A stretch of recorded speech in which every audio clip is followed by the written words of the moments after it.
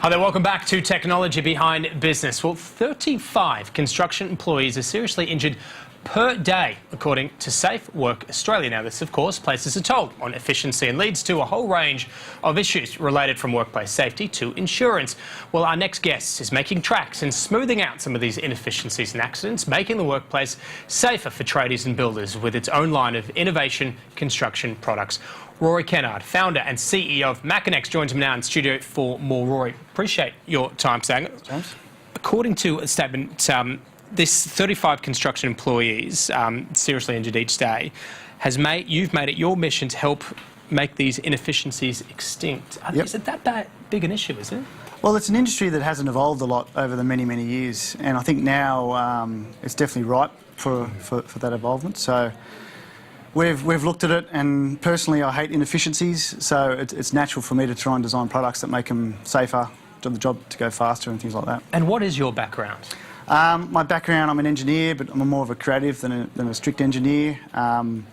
Started designing products about 17 years ago, mostly for other people, and it wasn't really until 2006 where I did my first construction product, and then since then have been focused on designing my own products for Makinex. And it's a pretty big ambition in terms of Makinex.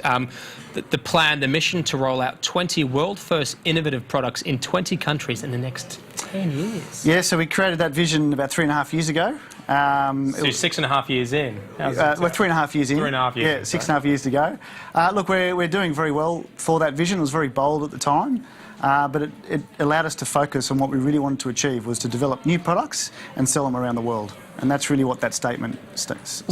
Where do you begin then? I mean, you know, I imagine there have been people doing this, using the same processes, the same products for years and years and years.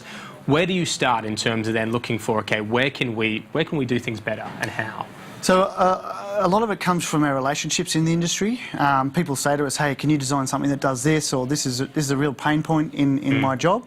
And a lot of them, you know, we get straight away because we really understand sort of some of those inefficiencies that are out there.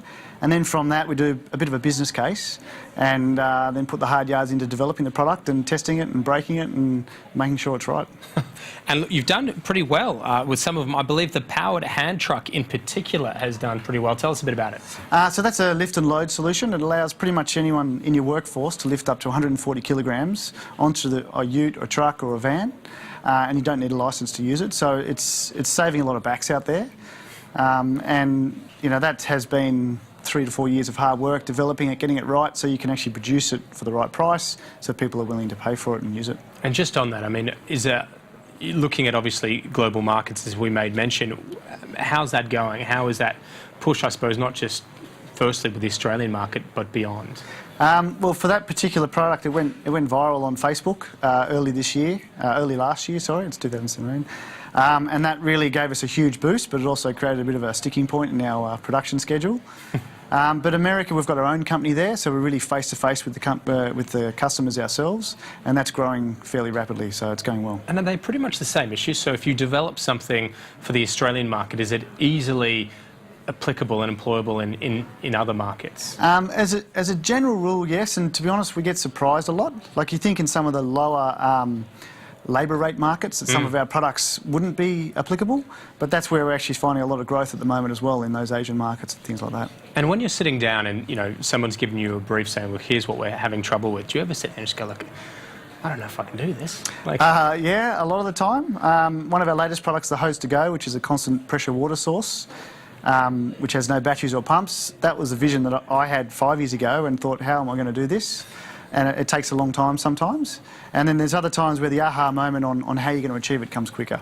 Imagine that's a pretty special moment. It's great, yeah. That's what you work for, I guess. And how important are sort of technological advancements more broadly and help you in terms of finding solutions? Yeah. So I'm working a lot now investigating robotics and the autonomous vehicle industry, because as that grows, the technology they use, which is pretty special, comes down in price, and then you can apply it to smaller products. So we're going to work a lot over the next 5 years looking at robotics in the construction industry. So construction industry ripe for continued evolution, innovation? I think everything can continue to evolve, and the construction industry is normally a lot slower than others.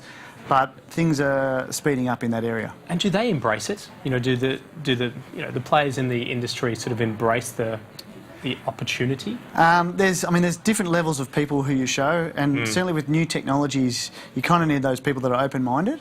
Yeah. And once they try it and it gets a bit of momentum, then you can show it to more people. And that's certainly something we've learned over the years. Very exciting, Rory. Appreciate your time. Thanks, you. James. Okay. Rory Kennard there. Well.